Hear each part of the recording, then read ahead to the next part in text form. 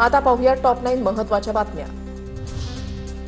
उपमुख्यमंत्री सुनेत्र पवार यांच्या उपस्थितीमध्ये पालखी सोहळ्याची बैठकीला दोन्ही महापालिकेचे आयुक्त, पोलीस आयुक्त, वरिष्ठ अधिकाऱ्यांची उपस्थिती। बैठकीपूर्वी पालखी सोहळा प्रमुखांकडून सुनेत्र पवारांचा सत्कार।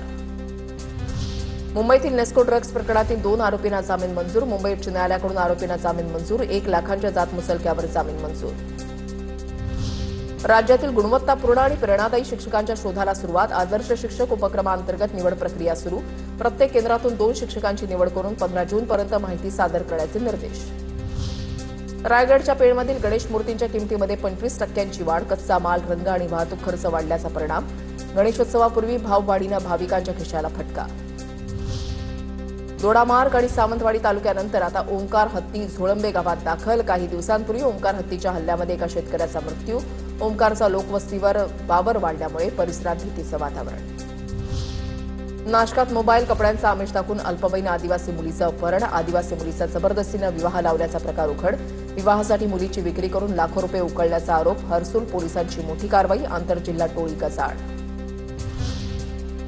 नागपूर जिल्ह्यामधल्या वलनी गावामध्ये महिला कमांडोंच्या पथकाकडून गस्त। 40 महिला कमांडोंकडून सुरक्षेसाठी रोज गावात गस्त। अवैध दारू विक्री थांबावी, भोंदूबाबाला बळी पडू नका, महिलांवरील अत्याचार थांबावेत यासाठी महिला कमांडोंनी कंबर कसली।